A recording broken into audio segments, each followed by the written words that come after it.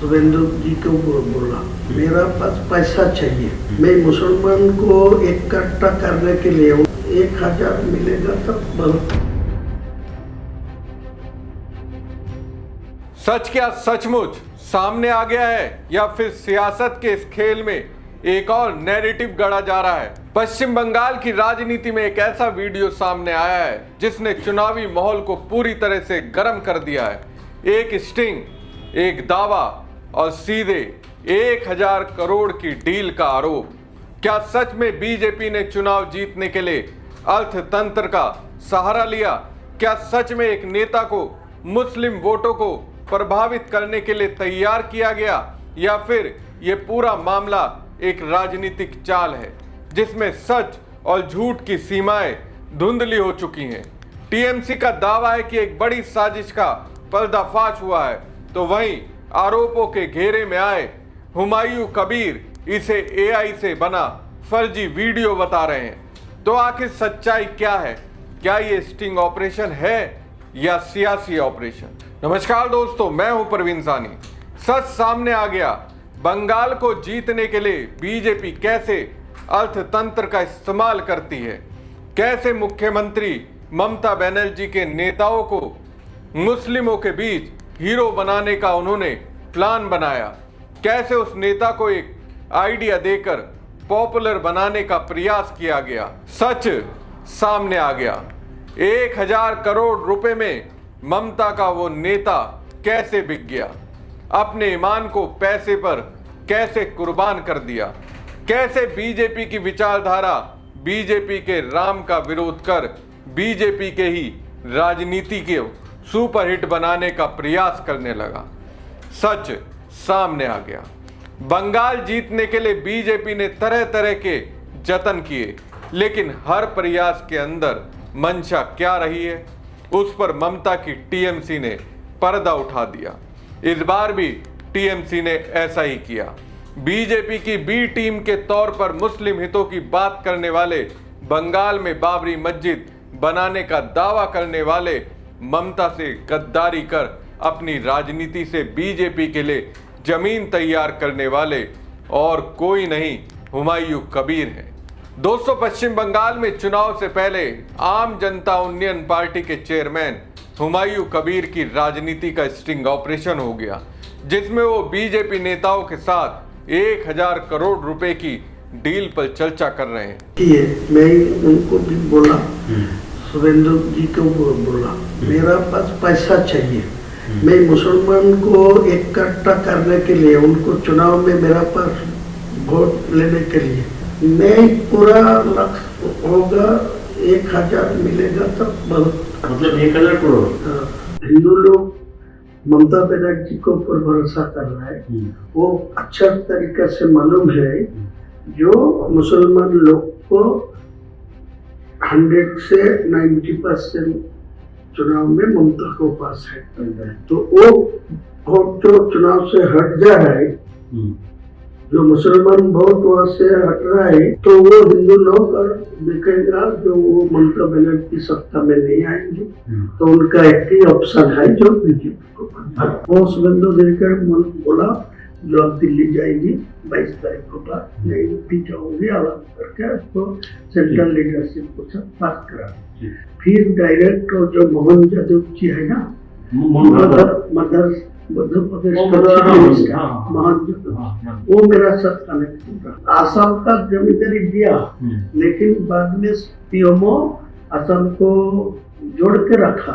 जो 70-80 जो सीट आपको मिलेगा तो डायरेक्ट आपको डिप्यूटी दे दूंगा, मेरा आपको डिप्यूटी।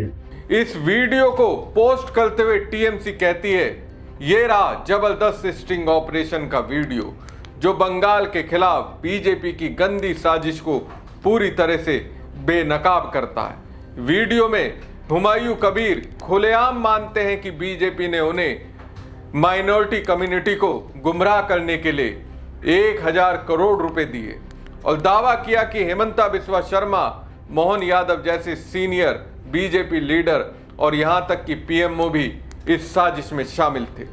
19 मिनट के वीडियो में हुमायूं कबीर कह रहे हैं कि वो ममता बनर्जी को किसी भी कीमत पर सत्ता से हटाना चाहते हैं। अगर उनकी 60 से 70 सीटें आ गई तो वो डिप्टी सीएम भी बन सकते हैं। हालांकि अब ये वीडियो असली है या नकली, द राजनीति इसकी पुष्टि नहीं करता। लेकिन अगर वीडियो हुमायूं कबीर का ही है तो ये सोचने लायक बात है। लोगों को समझना, धर्म की राजनीति को इस्तेमाल करने के पीछे किसी भी नेता का क्या मकसद होता है। टीएमसी का दावा है हुमायूं कबीर पश्चिम बंगाल में नेता प्रतिपक्ष शुभेंदु अधिकारी, प्रधानमंत्री कार्यालय, मध्य प्रदेश के मुख्यमंत्री मोहन यादव और असम के मुख्यमंत्री हिमंता बिस्वा शर्मा के करीबी हैं। वहीं हुमायूं कबीर के बीजेपी के साथ 1000 करोड़ की डील के बारे में कांग्रेस नेता अधीर रंजन चौधरी ने कहा कि मुझे नहीं पता कि ये सच है या नहीं, ये सही भी हो सकता है, गलत भी हो सकता है, क्योंकि इन दिनों सोशल मीडिया पर इतनी सारी अफवाहें चल रही हैं। अगर ये सब सच होता तो लोग सवाल करते कि भले ही वो इंसान है, लेकिन वो किसके लिए काम कर रहा है, उनके पास इतना पैसा कहां से आया कि वो हेलीकॉप्टर का इस्तेमाल कर रहे हैं। ये सवाल अभी भी बाजार में घूम रहे हैं। अगर ये मुद्दे सामने आते हैं तो लोग जानेंगे कि कौन क्या कर रहा है और क्यों कर रहा है। लोग इस पर जरूर विचार करेंगे। तो कांग्रेस प्रवक्ता सुरेंद्र राजपूत ने टीएमसी के दावे को रिपोस्ट करते हुए दावा किया। टीएमसी का आरोप है कि मुस्लिम वोटों को बांटने के लिए हुमायूं कबीर से बीजेपी की डीलिंग हुई है। आरोप है कि 1000 करोड़ की इस डीलिंग में हिमंता बिस्वा शर्मा, मोहन यादव, शुभेंदु अधिकारी और पीएमओ के लोग शामिल हैं। ओवैसी की पार्टी पर भी मांडवाली का आरोप है। डीलिंग हो रही है कि नहीं, साबित तो करना बीजेपी को होगा। अब देखना है कि हेमंता ममता दीदी पर एफआईआर कराता है या नहीं। दोस्तों, टीएमसी के नेता फिरहाद हकीम, अरूप विश्वास और कुणाल घोष ने टीएमसी भवन में एक प्रेस कॉन्फ्रेंस की और एक वीडियो दिखाया।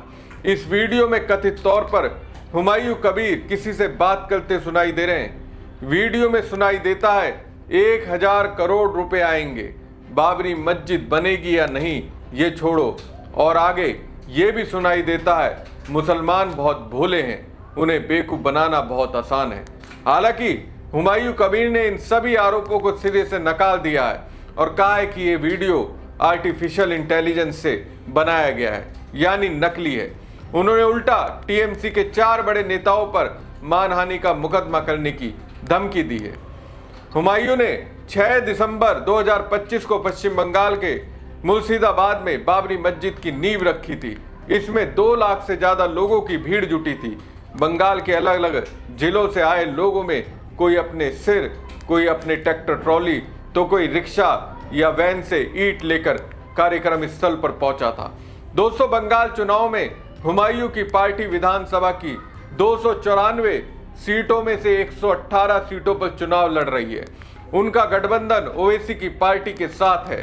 राज्य में 23 और 29 अप्रैल को 2 फेज में वोटिंग होगी। नतीजे 4 मई को आएंगे। तो सवाल अभी भी वही खड़ा है। बहरहाल, क्या ये वीडियो सच्चाई का आईना है या फिर चुनाव से पहले का सबसे बड़ा सियासी हथियार?